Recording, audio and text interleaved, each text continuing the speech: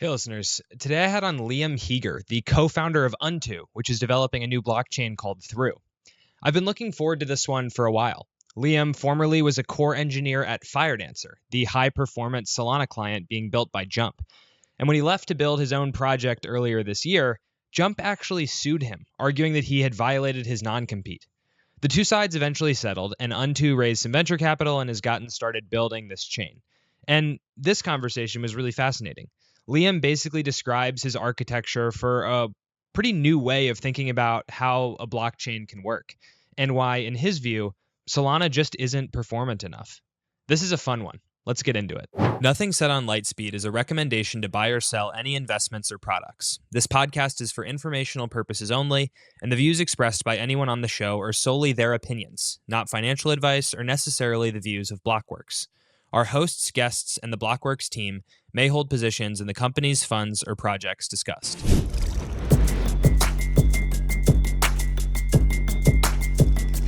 Hello and welcome back to another episode of Lightspeed. I'm your host, Jack Kubanek, joined today by Liam Heeger, the co-founder of Unto Labs, a forthcoming, or I guess which is developing a forthcoming Layer 1 blockchain. Liam is also an ex-core engineer at Firedancer.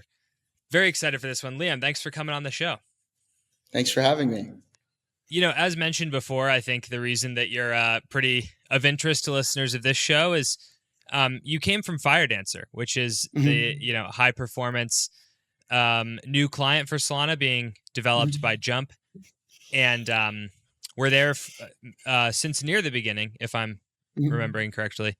It's interesting too because we just had Michael McGee, software engineer at Jump, on the show last week. In what was a really interesting conversation, and he was sharing kind of a lot of the challenges of building a code base from scratch while the code base is also changing over time, and how like crazy of a task building Firedancer is. I'm just curious if you have any this is your first time on Lightspeed, but do you have any takes on Firedancer and the process of actually trying to build this moving target from a moving target of your own, I guess? There's a lot of aspects to this actually that are particularly interesting. I think the one that was interesting is that there were a lot of things that that I remember we could hold off and work with Anza to hold off on. But there's only so long you can do that before a chain like Solana yearns to be competitive with greater things. And so, and I think that's actually a really noble goal. I fully embrace that. But yeah, like Firedancer, it was a constant chase with those kinds of things. You have to have a very close eye on all the things that are going on in the other code bases, and I'm certain they're starting to really get a hold of it. It's just like, it's a moving target, and so you're constantly kind of almost engineering things for that purpose, with like an eye for some of those future things that are about to come that you've started discussing.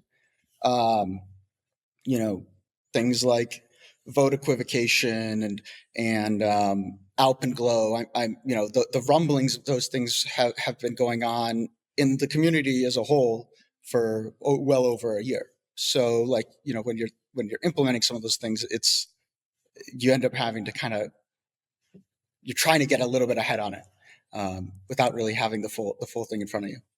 So it's really hard to build against someone else's specification. It's really hard.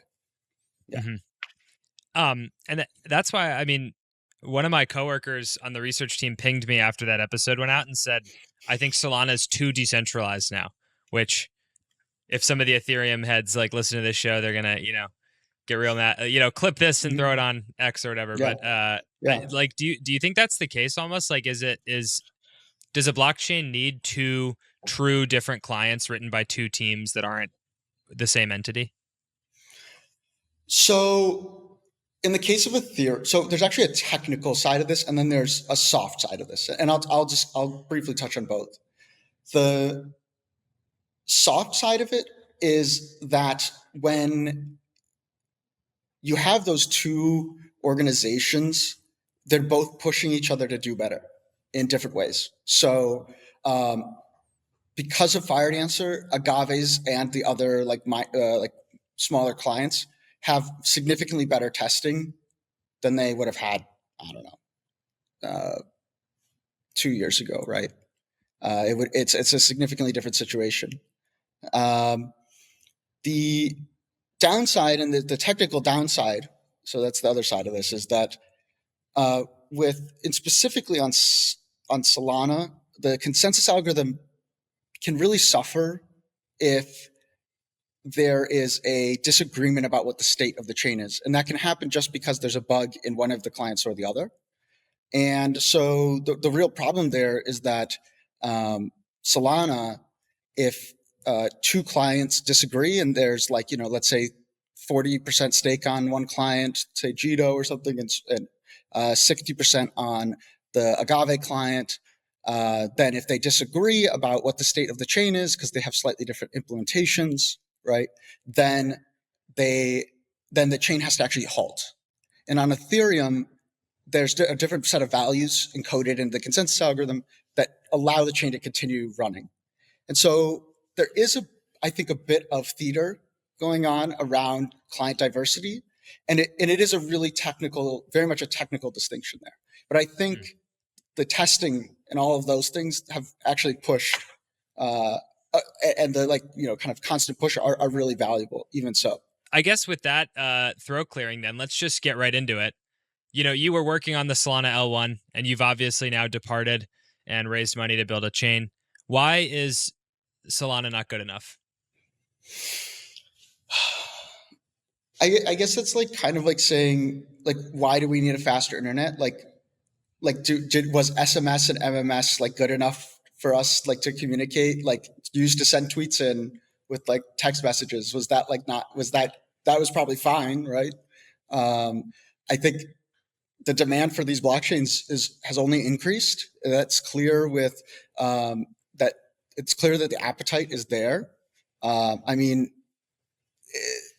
look at the like litany of bills that just passed this week, right? Like there's a clear demand here, both in the U.S. and elsewhere, for on-chain products. And if the demand is there and the supply of block space is not, we're gonna have a serious a serious problem. And I think we could fill some of those gaps. Okay, and so what are those gaps? Like, what is it that that the Thru VM is going to do? So, and maybe just to explain, like you're building a new VM. You're not relying on the Solana virtual machine. You're building the Thru VM. And it's there's like a number of differences, I believe, but I also feel like not a whole lot is known. So I'm excited to get into it. I'm going in a little blind here. So just tell me all about this new virtual machine. Yeah, so the Thru VM is a RISC-V virtual machine. So RISC-V is a open source, what we call instruction set architecture, which is just another fancy way of saying like a virtual machine architecture. And the reason to use it is a fewfold. One, it's maps all the current hardware that's already exists.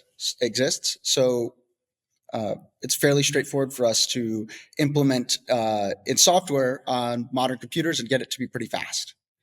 But the most important thing for us is that it is supported by a whole bunch of tools, compilers, programming languages, C, C++, Rust, some ancient ones like, Fortran, COBOL, some newer ones like Zig and NIM and others. So we get a lot of optionality in kind of expanding the developer audience for Thru. And so it's really less actually for me about performance there, because we can make the VM performant. Everybody can make their little VM performant. Maybe EVM struggles a little bit, but I think like we can all get to the same place on the VM, but expanding the developer pool is incredibly hard. And I really, when we set out to do this, that was a key goal. Like, let's get as many people on this thing. Let's get people interested at where they are, right, with the languages that they already use. There will be, yeah. Didn't Vitalik want to get Ethereum on RISC-V or something? I remember seeing headlines about this. Yeah, so the problem with that is the way they wanted to do it would end up not actually helping with performance. It would help with things like maybe with proving the Ethereum virtual machine more efficiently with ZK and whatnot. But it actually would not help performance and it wouldn't necessarily actually make the developer experience better because it still is layered on top of the glut of and history of EVM. And so you still have to have backwards compatibility and all this nonsense Gotcha. still on top of it. So I do give you credit, Liam, because you talked to me about building through VM with RISC-V first before Vitalik did. So you beat him to the punch. Amazing. But anyways, as you were saying, I cut you off. Through VM is its own component, but consensus is actually a whole nother can of worms. And so the way that consensus really works on Through is that we have kind of looked at the whole landscape of what's going on and what's going wrong with blockchains right now. So you see proof of stake out there, and you see these single leader chains. So Solana, for example, a leader has monopoly on all the block space for 1.6 seconds. They can do whatever they want there. They control the supply, right? That's obviously not great. And there are clear problems with that on Ethereum as well, where there's just like a 12-second monopoly. So we kind of said like, okay, well, let's like look at MCP or MCL, right? Multiple concurrent leaders. So you have multiple leaders at the same time. And now you have two problems. One, you haven't really gotten rid of the monopoly problem. You've still just turned it into a like oligopoly. So like now you just have a couple of people that control the block space at a given time. And you now need to figure out, okay, we have 4 people that just did something. Who gets to go first? And that rule is not going to ever be fair. And so Solana wants to do that. I know Max Resnick is really bullish on that, and he's a really smart guy, but I can't find a good rule. So we decided, principle first decision, no leaders. So Through is completely leaderless. What that means is that anybody with a little bit of tokens can come and actually be a block producer. And on the other side, there's a validator set. So anybody can come and be a block producer.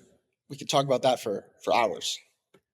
On the validator side, the validators are doing something else that's really unique. So the other thing that's going on in blockchain right now is there's a weird incentive mismatch. So proof of stake has this unique problem that it incentivizes people to accumulate capital. And I know, like, okay, now I'm starting to sound like, some sort of communist or something, but if they're accumulating capital, they're not as focused on the performance of the network and the success of the network. And if you look at like all of the things that get people incentivized to be aligned with you, it's if they're making money, right? If what's making them money is also aligned with makes the network quick, like fast and performant and serving users in the proper way, like that's like you want exactly that, right? And so that's what we're gunning for. The main idea here is that when a validator sees a block and they vote on it from a block producers, who can be anybody, they vote on it, the rest of the cluster votes on it, that block producer has posted in their block a little price, and they said, hey, I'm willing to pay you guys some money, right? And so they vote on it, they think, this block's the one that they should take, and they vote on it, and they post that to the chain. They get a piece of that. And they also get, at that point, they get an opportunity to say, I want to turn this into more, like, we might call it more stake, right? I can take some of my money and turn that into, that I just made, and I can turn that into more power on the network, more voting power, right? And so basically we could start to say like, hey, these validators, they're like, can take money off the table and turn that into power on the network. And that is that incentive that gets profit aligned with profit aligned with the performance of the chain. Define valid. Like, in what sense can validators get more power on the network? Yeah, so they really can just they whenever they make some money, they make a little bit of money off from block producers. They're including blocks. They're making fees off that block. They can actually take some of that and just convert it. Take those tokens and convert it into what we call like validator power, right? So it's like a 1-to-1 conversion, and now they have some amount of voting power in the network. And every time they do that, they're kind of like every one of those validators competing, like who can make the most money, like who can take the most money off the table, while also increasing their power within the network, right? And if they're all doing that and they're all competing in that kind of arena of who can be the best validator, right? Then they can all in theory, right? They're all actually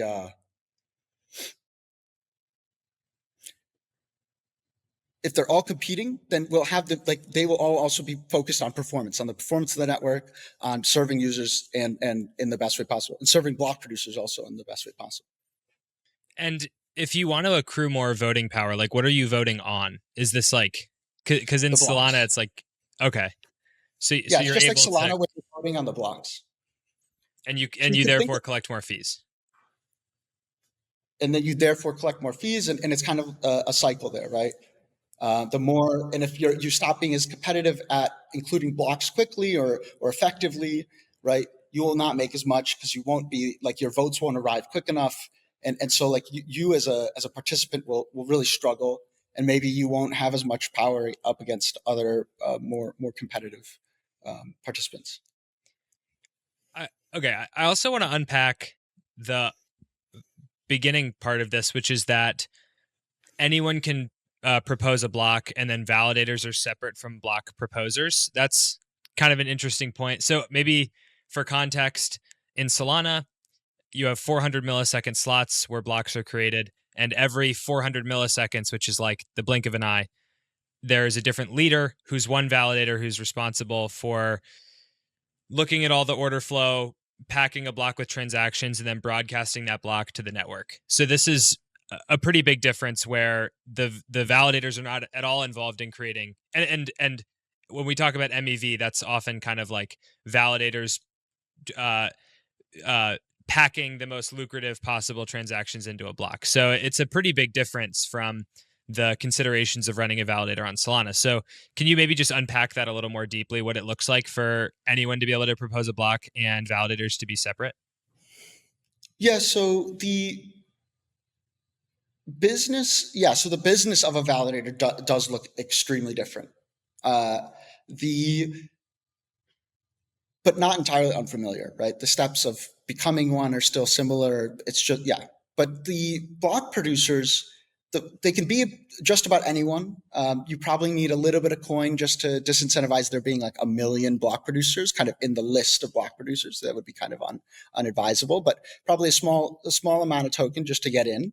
The block producer really can be just about anybody. Like I said, it could be like a professional. So let's say like the temporal team or the kind of block builder from Ethereum is kind of the people, those kind of teams could come to mind when I'm kind of thinking of like who is a professional block proposer, and they may aggregate a lot of flows and provide a really amazing block proposal service that maximizes the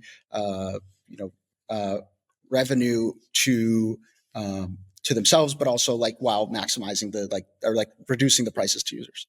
So the other kind of block producer is an application themselves. So an application can actually be a sequencer themselves. That'll be kind of a native thing. Again, anybody can really be a block producer. So you could imagine like a DEX coming in. They capture all of their flows, and they can actually build blocks for their users and actually build the best possible blocks. They can kind of push out all the sandwiching and capture all of those flows themselves, provide really low fees to their users. In fact, they can even provide zero fees to their users and front all the costs for by just saying, I'll put the price in the block, and I'll forward it on to the validator set for you. And so it's actually really powerful once you can have like kind of either zero fee or very low fee transactions. It opens up a whole bunch of use cases. It makes the user experience significantly better. Yeah, I'll pause there. Okay, interesting. Yeah, because I had seen this in some of the writing you'd done about Thru so far, which is that there's zero fee transactions. I was like, well, how is that exactly possible? I know on Solana, one of the kind of struggles of low fees is spam. So do you foresee similar issues, and how does think through spam if you can pass along those costs away from the user? Yeah, so one of the things that I think is very quizzical is that Tolly says the Solana token exists to prevent spam. And I don't believe that, and here's why. So the computers that are running Solana can filter things very efficiently, right? They look at the number, they say, oh, that's really low. That's not a price that's good enough for me to accept this transaction, and they throw it away. In fact, something like 00 could do this before it even hits the validator, right? So the whole 00 network comes in, they get the transactions, it's not even visible, right, to them. And so for us, it's like an application that wants to do this. They may actually be taking a fee somewhere else, right? They may take a fee in their native token, and then they're using the block producer fee to kind of, as another mechanism. So spam is like a solved problem. Look at the transaction. If it's valuable, you take it. If it's not valuable, you don't. And you just have to build technology around that. It's actually like one of the first things that you have to do, right? Firedancer, Agave all do this. They look at transactions and they say, is this transaction even valid first, right? And then the next thing you do is you check, is the price good for me, right? And if it's not, it's very fast to tell, right? If it's too low, you're not going to take it. So I don't think it's actually a real problem. It doesn't really exist. It's more yeah. But there clearly is spam in Solana, right? Like if you look at the transaction fail success rates, like a large number fail, I think, because bots are kind of spamming transactions to try to get better landing rates. So it does seem like is it not a problem? Well, so from the network's perspective, like those transactions are still paying fees. So like that's still profitable to the validators themselves. The problem that you're kind of saying as well, like they're not really like useful, right? And like, well, what else would be going in there? If there was something like, maybe there are bugs in the software, maybe the scheduler is not amazing. I hear that it's a lot better in Agave now, but those things aside, if the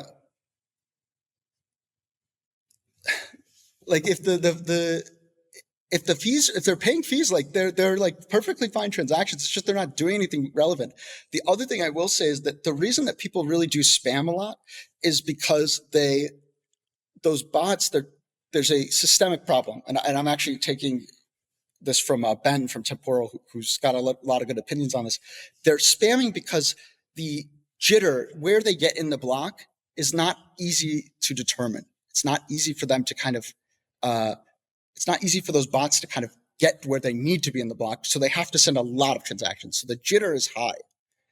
And so that's a solvable problem, I think. But that is why there's a lot of those failed transactions. It's because there's like it's low cost to do it. And also there's a lot of unpredictability in where they're going to land. So if you could provide more predictability, you can kind of make a lot of those go away and open that block space up again. And is that what? Because like point taken, right? From the perspective of the network, these are still paying customers, so to speak. I mean, yeah, they spend a lot less in compute, which I guess is not as useful, these failed transactions, but they do have to pay a small fee. But like, if this is crowding out, or if, as you're saying, this is making where you'll land in the block less predictable, that's worse for traders, right? So do you have thoughts on how to actually fix that? Like, because I'm not content with just spam as a fake problem. Like, There must be something here.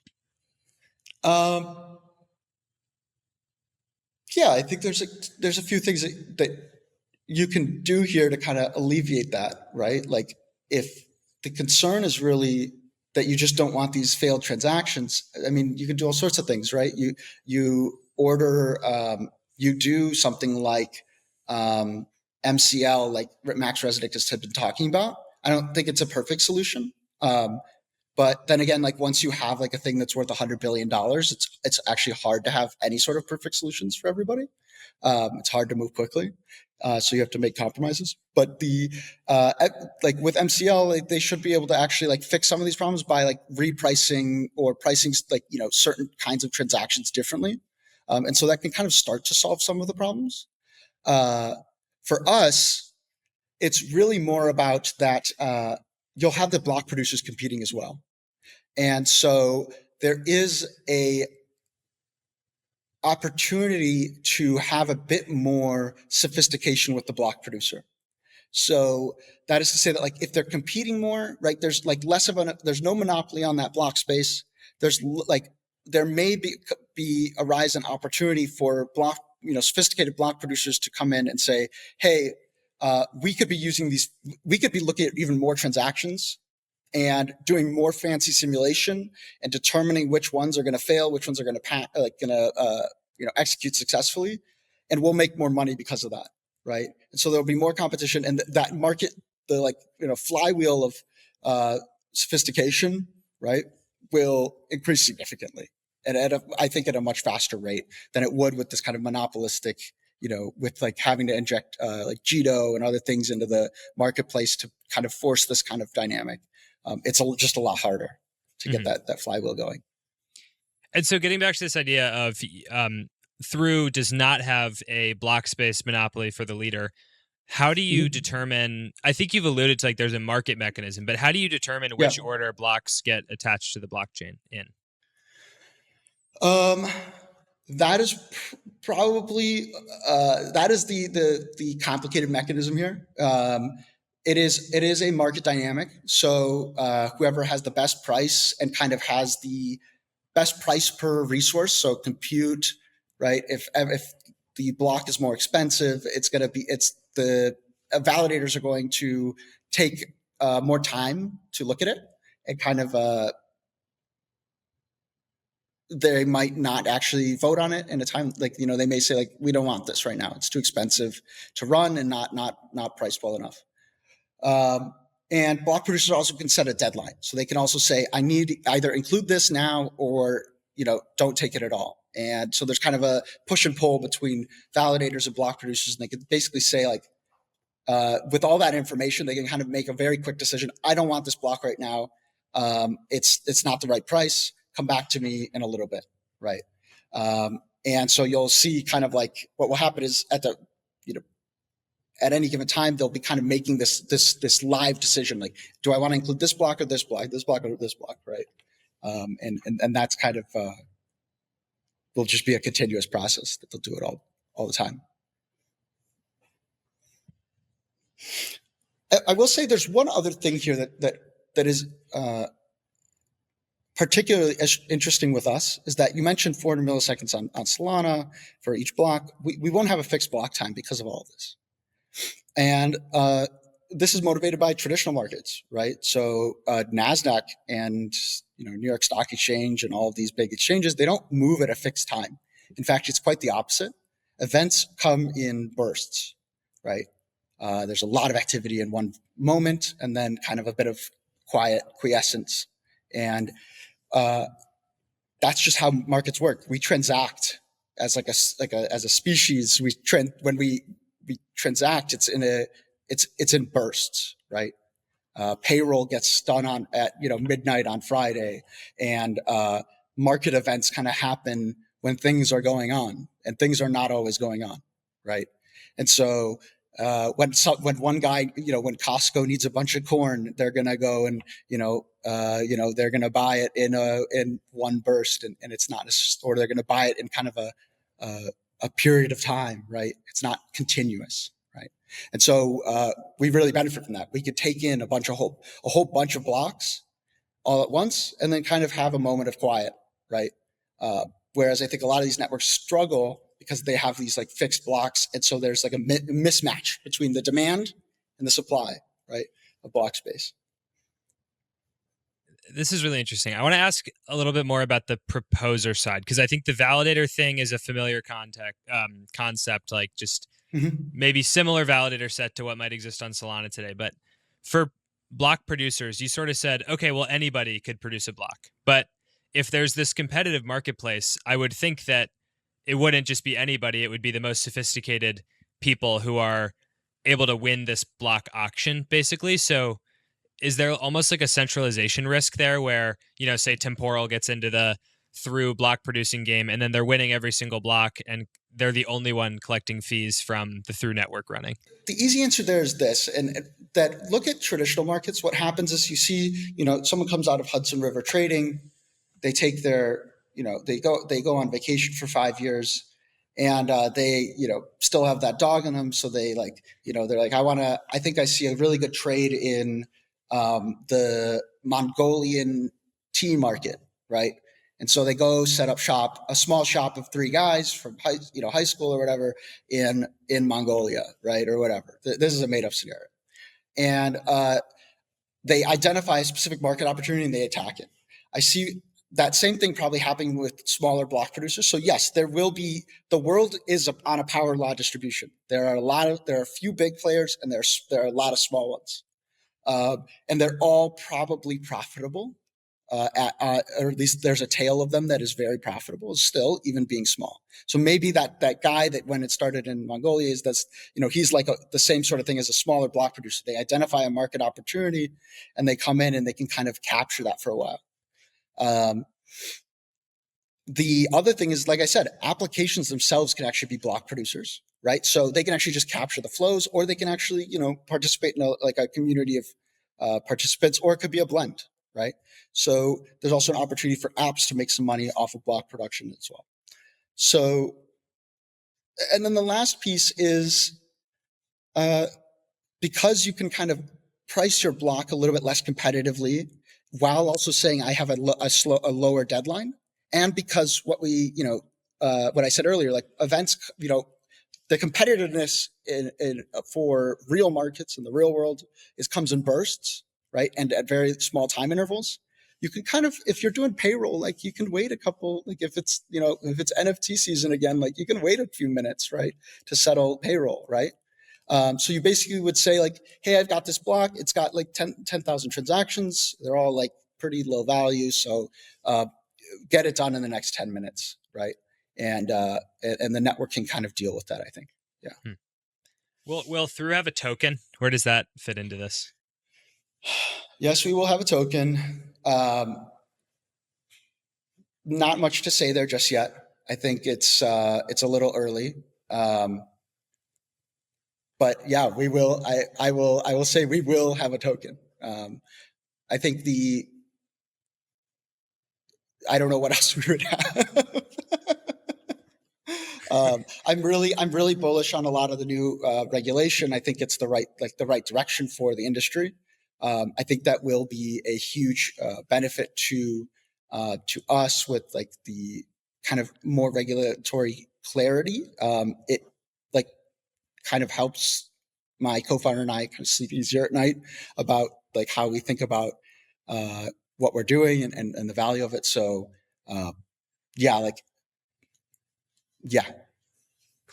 I suppose the reason I ask is I'm just curious if you've put much thought into value accrual to the token. Like, will Thru's value accrual mechanism look like Solana's, where like at Blockworks research they'll measure REV and say that that's sort of the income to the token, and then when you talk about apps can be block producers, what's to stop Thru Swap from launching Thru Swap token and then just only receiving fees in that token, and then there's no value? It's like kind of the L2 problem that Ethereum has. So the Thru Swap would, in that case, what they're doing when they say, I actually really like this example. because what ThruSwap can actually do is they can collect fee trading, like the fees when you trade on whatever it is, spot or perps, whatever, in their token. And when they're because they're a block producer, they have to actually still pay for the block space, right? So what they would do is they'd still have to like maybe take some of their token, turn it back into native tokens, and pay for the block space in the competitive environment that is going to be out there, right? So they still have to actually pay for the block space. And it's not just data availability, right? This is actual execution, right? So it's not the same problem as the L2 kind of conundrum that's currently like rocking the Ethereum ecosystem. It does look a little similar, but it really is fundamentally different because they're actually paying for block space and execution on the L1. So one thing I remember the first time we spoke that I think your co-founder was saying was you kind of buy I think Kyle Samani says this, like incremental improvements don't matter. You want a 10x improvement over what already exists. And so Solana is 10x better than Ethereum, but I don't know, the incrementally faster than Solana ripoff is not going to matter. So do you think that Unto is going to be 10x more performant than Solana, and if that's the case, like along what axis would you judge that? So the most important thing for us right now is to align the incentives, get the protocol in a state where we can be that. And I think we've done a good job of kind of doing all of that.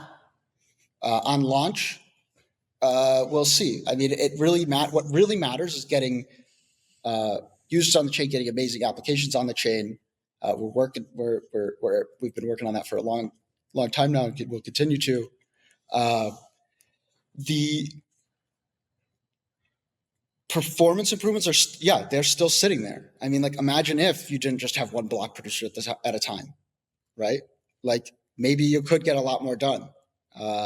Imagine if you started to, forget about cast aside the mismatch between the fact that you have fixed block times, but markets that move in bursts, right? So yeah, I think there is like a very large order of magnitude performance improvement sitting on the table, as alongside like incremental improvements in technology, things like 00 coming online for more than just Solana will also accelerate this whole kind of next level of performance for blockchains. So, and I asked this to Michael from Jump as well when he came on the show, but I basically said, look at the whole Solana architecture. What is the lowest hanging fruit to make it much more performant? And I can't remember off the top of my head what his response was, but maybe it was the scheduler or something. But what would you say is like just, oh, there's so much room here to just like instantly make blockchain a lot faster? I think the most slept on thing for any blockchain is the read layer, observability. And in fact, this actually has nothing to do with the chain itself. Yeah. A lot of things that I push with our currently very small team is don't just do something without measuring. Like don't do like optimization without having the data. I think one of the things that's really hard with any blockchain still to this day, and it's remarkable, 15 years into this industry, that we don't have the like amazing insight, is amazing read layer, and all of those things are still kind of very challenging from both a business perspective and a technology perspective. So I think that is the frontier for, I think any blockchain should still just be that. It's still that read layer. Explorers are still like inscrutable to this day. It's hard. It's hard. Yeah. Totally. So that's so it's actually it's not even performance. Like how do you optimize without observability? Now, Alessandro is amazing at this over at Onza. He's got his fancy profiler, which I tease him about a lot. And he's been doing a lot of measuring, right, at the lowest level and fixing a lot of things at the lowest level. We try to do a lot of the same thing. And so So yeah, exactly. Like we should always be measuring, and it's very hard on the blockchain still. So you're kind of saying that even at Anza, like, or whatever blockchain developer shop, they might not even know what's going on their own blockchain, and they can't measure it. Oh, I'm sure that they know. I'm thinking a lot more about application developers. I'm thinking a lot more about like a lot of market dynamics are still really hard to observe, and it's also to get like high performance read systems out of these things. It is incredibly hard. I've had a lot of discussions with people, and we've been starting that exploration internally as well. It's a hard problem when you got to serve like a thousand to thousands of users all at once, and they're all pulling lots of data at the same time. So it is an incredibly hard problem. I think that the last thing I want to ask you about, Liam, is just, I think something we've talked about on the show recently a little bit is it's not as easy to just go build an L1 as it once was. You used to be able to kind of just copy a bunch of code, create a DEX, and boom, like sell your token on the open market. Go retire, buy an island in the Caribbean somewhere.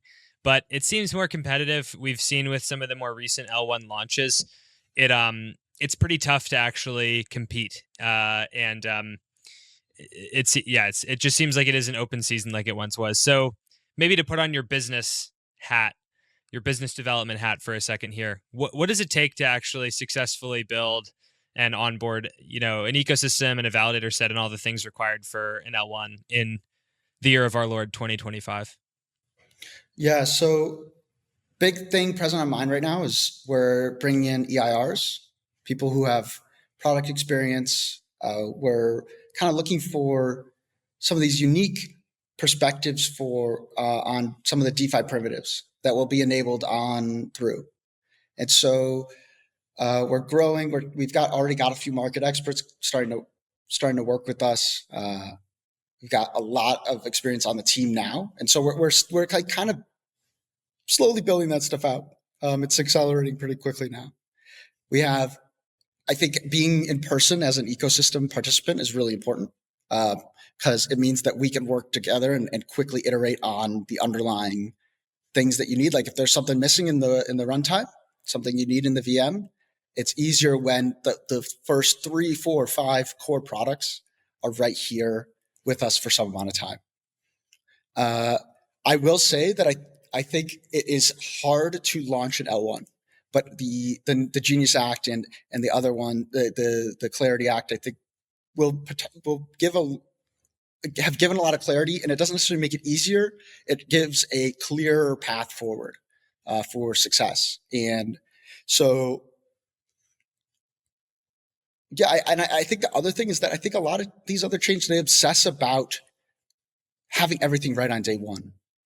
And I'd much rather get the thing out into the world while we are, and less sequencing of the various things, right? Like, let's get the thing working. Let's have the products in the pipeline. Let's get the thing out there and get people working with it, because you can't do real things without the real first product, which is a mainnet launch, right?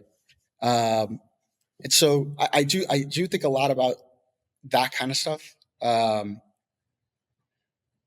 We're gonna create a lot of business opportunities, I think, with what we're building. So I also think a lot more about the businesses that exist outside of us too. So the Phantoms, the Heliuses of the world, the RPCs, the wallets, and all of those people. We can build the kind of dumb thing in house early on, and to kind of show people that, hey, these things are possible, and kind of guide these other external businesses on the path of glory. And so that's how I think we'll win. I don't, I have no intention on playing games and kind of waiting for all the ducks to necessarily be in a row. I want to get this thing out there and get people using it, because that's the only way. That's the only way I see us winning. Speaking of which, when are you hoping to get this thing out there? I would say that's a hard question. We've made a lot of. That's a really hard question. We've done a lot. We have 5 people, 5 like total engineers and biz dev and all that. We have 5 people. We launched Breakthrough, which is effectively it's an L2. It would be we could ship it as an L2 today, and it would be a very fast sequencer network, and that would be really cool. I would say we're probably targeting next July as a kind of date. Like if we're not there by then, it's not great. But we're gonna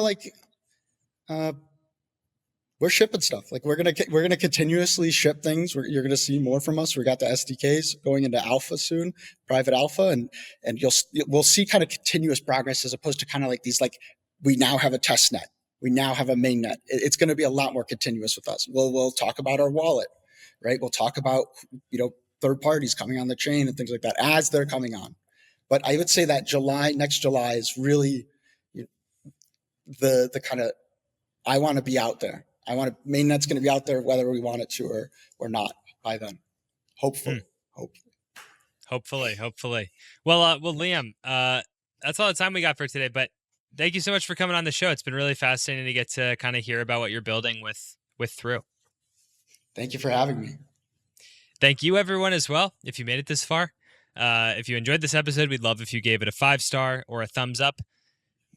Follow wherever you get your podcasts. We're everywhere. If you enjoyed this episode, we'd love if you shared it with a friend, and we'll see you all again very soon.